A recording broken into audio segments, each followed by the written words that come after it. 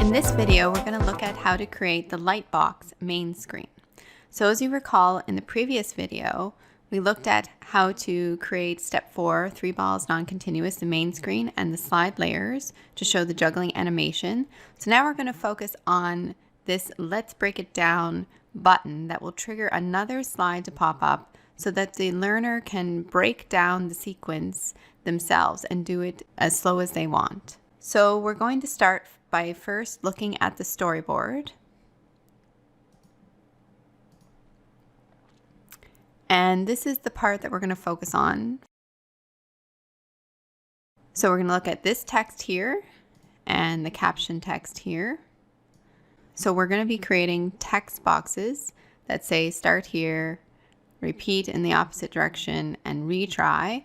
And we're going to be creating buttons that will allow the learner to click on them that will trigger the balls to move in the sequence at their own pace. So the part that we're going to look at here is this part, the Let's Break It Down button, which will be triggered when clicked to lightbox a slide, which will be called step 4, Let's Break It Down.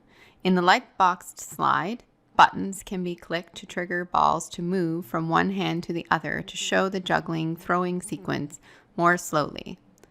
The learner can then repeat this slide as much as they would like to help them internalize the process. So that's what we're going to focus on in this video. Now this is probably going to be one of the more complicated slides we're going to create in this course, but after we create it, it's going to really help you to understand how triggers can be used along with states for buttons and text boxes to create animations and to create interactions for the learner. And we're also going to be able to copy what we've done from this slide for step 5, where we'll also create another lightbox slide that will be very similar. So let's first start by creating this new slide. So to do that, we go over to the story view and we just right click anywhere here and go to new slide. And then we're going to just go to basic layouts. And we're going to choose title only because we don't need a text box, a big text box in there right now. And you'll see where it puts it. It just kind of puts it here. And we're going to link it to that button once we're done. But for now, we're just going to work with it where it is. So I'm going to put in the title here.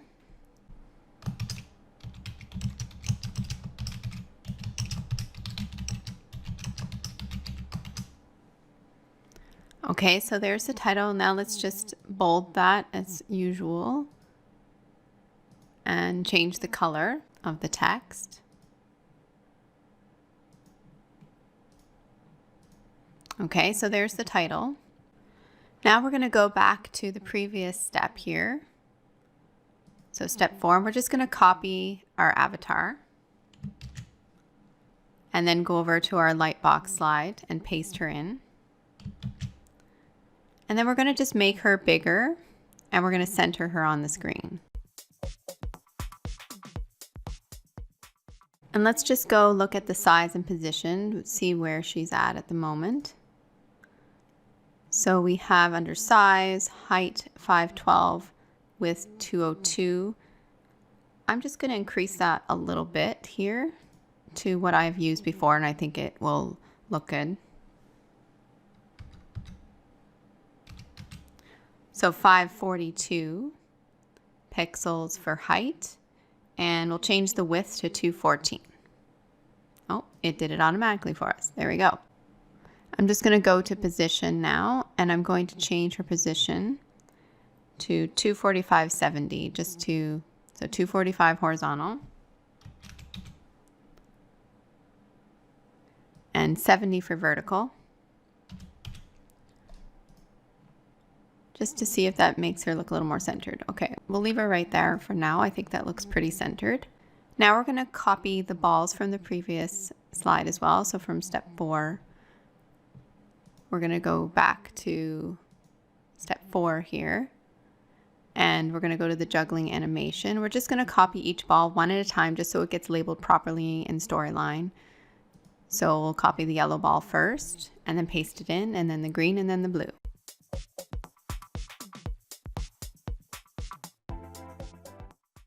Now these balls are a little too small for our avatar now, so we're going to increase the size for each one. Okay, so I'm just going to go to size and position,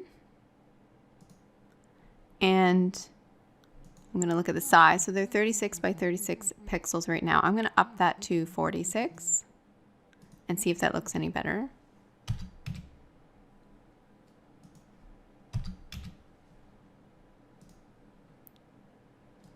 Okay, I think that looks a little better for the size of the avatar, so I'm going to do that for each one.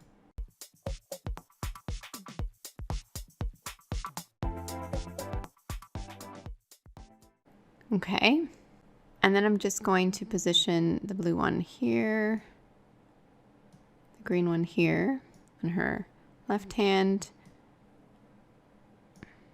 and I'm just going to make sure the yellow ball is in front, so go up to arrange, bring to front. Okay, something like that for now. We can tweak that later if we need to. Okay, so now we're going to start by creating buttons that are going to trigger these balls to move. Okay, so they're going to be lined up on the left-hand side, but while we create them, because we're going to show two sets of throwing the balls in the sequence, so we're going to have the first set be yellow ball, then green ball, then blue ball, and then the opposite direction, yellow, green, and then blue. So I'm going to just create 6 buttons that will be used to trigger that, and we're just going to leave them spread out for now, and then at the end we can move them so they will be overlapping each other so that it will look more seamless at the end. So I'm going to go to Insert, Button, and I'm going to insert this style, but you can use whatever you'd like. And I'm going to create 6 buttons here. So I'm just going to maybe start up here just for now so I can create them. Once I get the right size, I'll just copy paste so we get them all the same. So this will be my first one. And what's going to be labeled inside each is going to be ball 1, ball 2, ball 3, then ball 1, ball 2, ball 3, because we'll repeat in the opposite direction.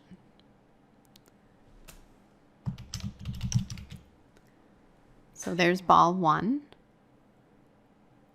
I'm just going to change the size a little.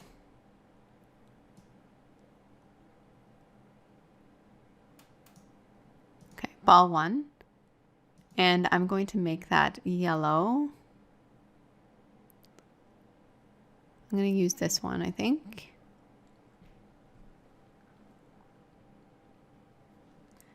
And I'm just going to copy that, and then I will change the color.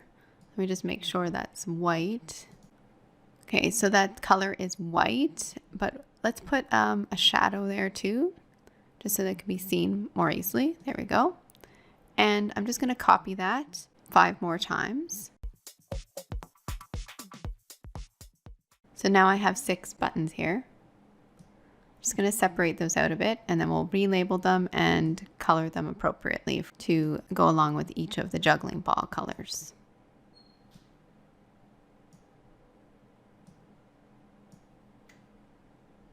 So this will be ball 2. And I'm going to make ball 2 button a green color.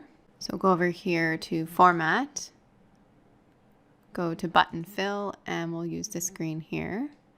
And then we'll change the color of the text to white and make sure it's bold and shadow. There we go. And the button border for all of these, I'll just go back and make sure the button 1 has that as well. We're going to just use, you can use a dark like black. I'm going to use this dark blue I have here.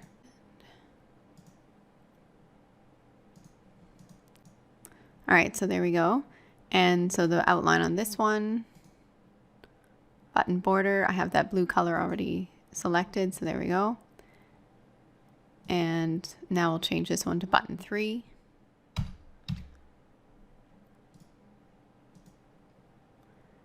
And I'm going to make that blue color, so I'll go here to Button Fill. You can use, again, whatever you'd like, whatever your colors of your juggling balls are. So I'm going to use this light blue I have here. And then again, it always changes that text. So I'll just make that white and make sure the border is this blue. There we go. And then this will repeat. I'm just going to make sure that button border is proper. Oh, and it changed the text again. So just make that white. And this one is going to be ball 2 again. So we'll make it green to go with our juggling balls, and we'll just make sure the text is white and the border.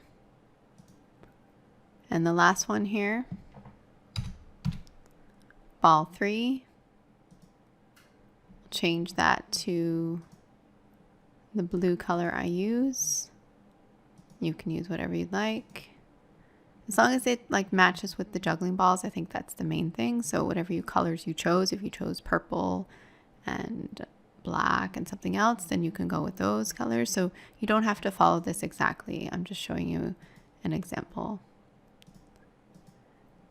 And then the button border. Okay, so let's just review what I did. So I made 6 buttons that are going to trigger the juggling balls to go along arc motion paths. So we're going to get to that later.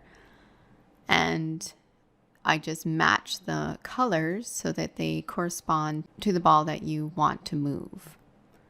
Okay, and we're creating 6 buttons here because we're going to show this in 2 sets of moving the balls in the juggling sequence, just so that they can learn better, okay, this is the sequence that it goes in. All right, and they're not all going to be shown at the same time like this, so I'll show you what we're going to do. Okay, but before we start creating triggers for all these, we're going to look at the button states because we're going to have to do a few things there. So click on the first one here. If you look at the initial state of the yellow button here for ball 1, you see that it's set to normal. That's what we want for this one because this is going to be the first one we want them to click. We're going to try to control how they're going to click on these buttons. So we want them to click on ball 1, then ball 2, ball 3. We don't want them to be able to choose whatever they want because I'm trying to show them the sequence. So we're going to use states and triggers to do this. So the first one we set to normal. That's good. Now we look at the second one here, ball 2, the green. This will be the green ball. We want this to be disabled initially so that they cannot click on it. So this is the disabled state here. So I'm going to change the initial state to disabled. And then ball 3, we want this one to be disabled as well because we don't want them to be able to click on ball 3 yet because we're not there yet. So we change that to disabled. And then for the next set of buttons here, we don't want them to see these yet at all because we're focusing on the first set. So this one, all 3 of these, we're going to set to hidden. And when they're hidden in storyline, they will become grayed out, as you can see.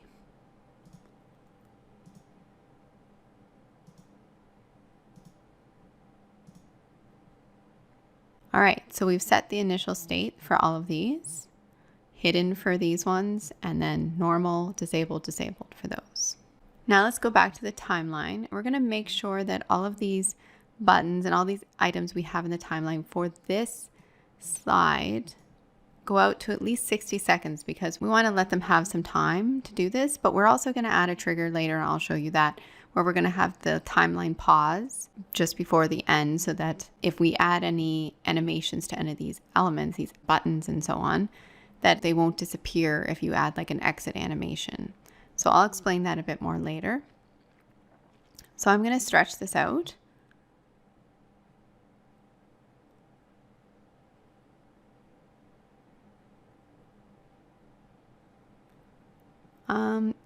I'm going to stretch it out to about 60 seconds, but you can choose what you'd like. It's just kind of arbitrary. And if you want to see that a little more clearly, like you can always zoom out here, down here. So I've zoomed out there now so you can see it a little bit better all in once. So use this sliding bar down here to do that. But I'll just zoom a little bit in now. And also we want to make sure that all of these elements here, so if we zoom out again, we want to make sure they're all going to show always on this slide. We don't want any of them to kind of disappear at some point. So to do that, you can right click and go show always. So take that show to the end off and then go show always. And it will put this little arrow at the end of each. And that's how you know that it's going to just show the whole time. So I'm going to do that for each one of these.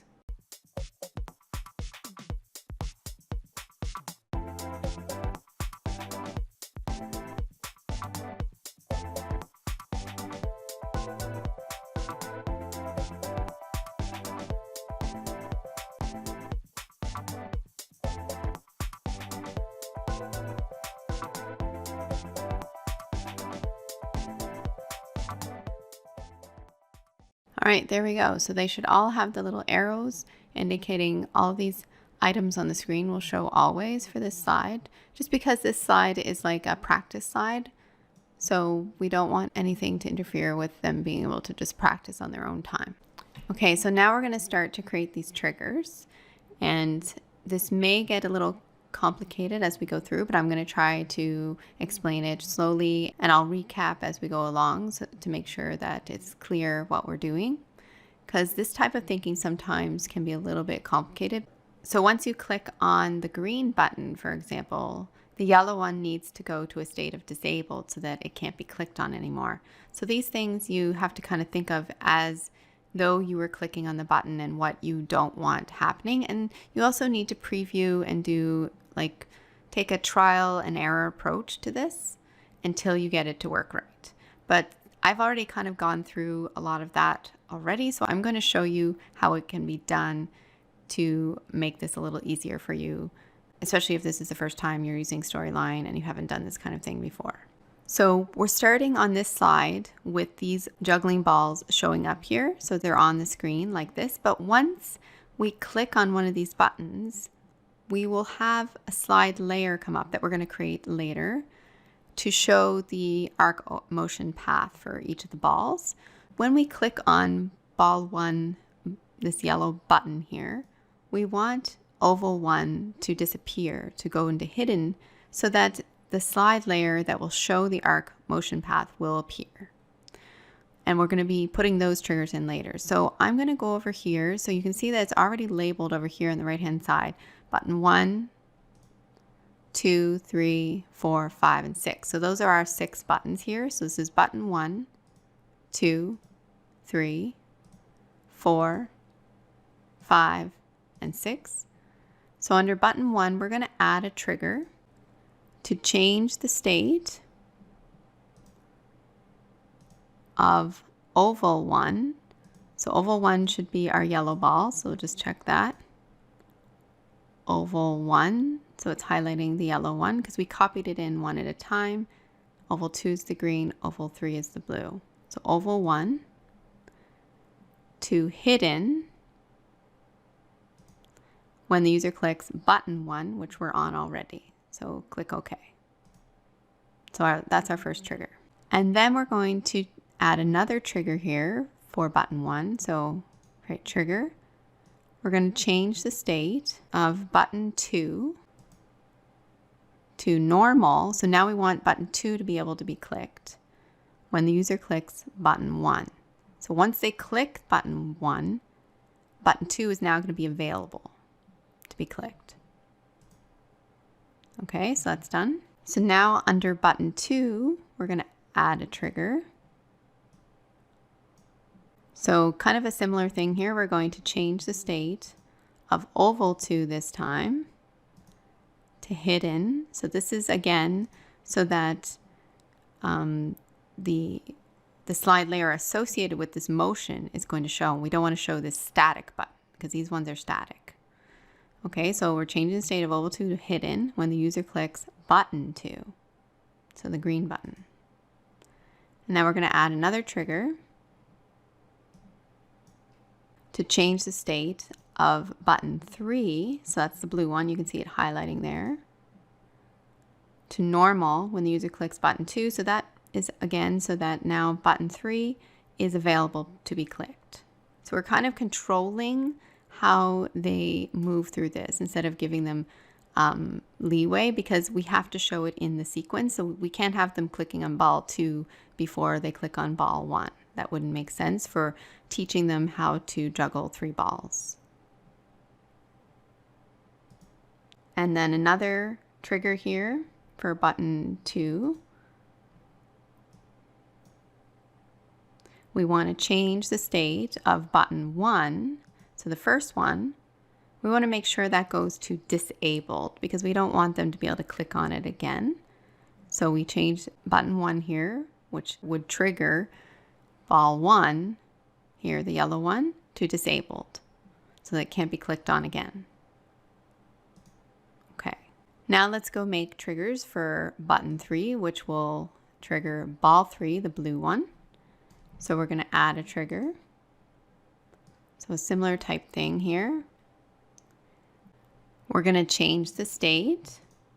Okay, change the state of oval 3, which is our blue one, to hidden when the user clicks button 3. And then there's going to be a few more triggers here for button 3 because we need to change some other things. So we're going to add another trigger. And we're going to change the state now of all 3 of these first buttons here for the first set to hidden once this ball 3 button here is clicked, so that the next set will then appear. So that's the thought process there. Because we're going to have these overlapping each other. You'll see in the end, and you might have seen when we previewed this whole course, what this will look like. So change the state of button 1 to hidden when the user clicks button 3. And then we're going to change the state of button 2 to hidden when the user clicks button 3. And we're going to change the state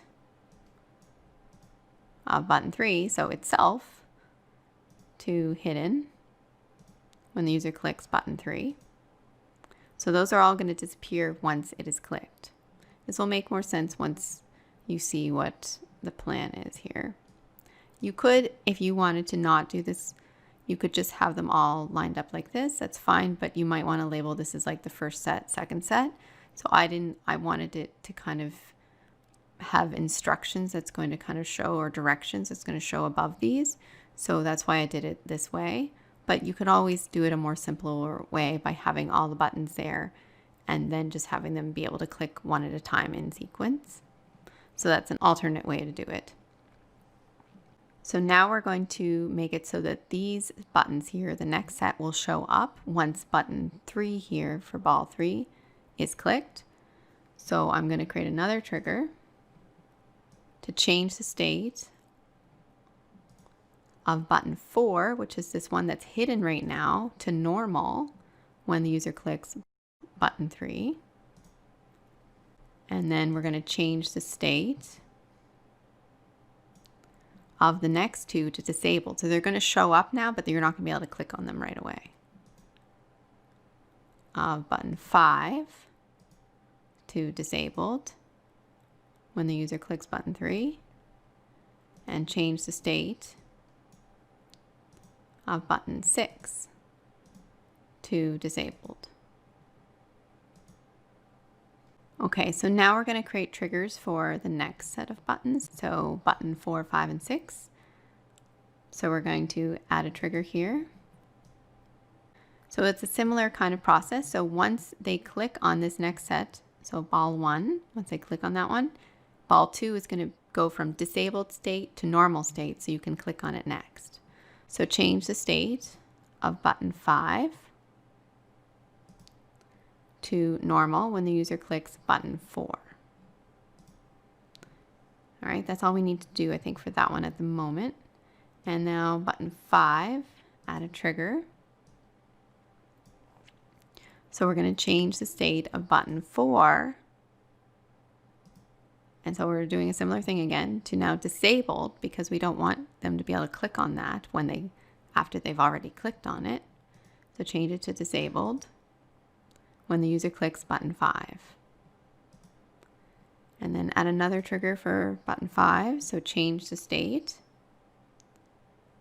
of button 6 to normal. So now we're controlling again the sequence. So change the state of button 6 to normal. So now this one will be available to be clicked on when the user clicks button 5. All right, and then button 6,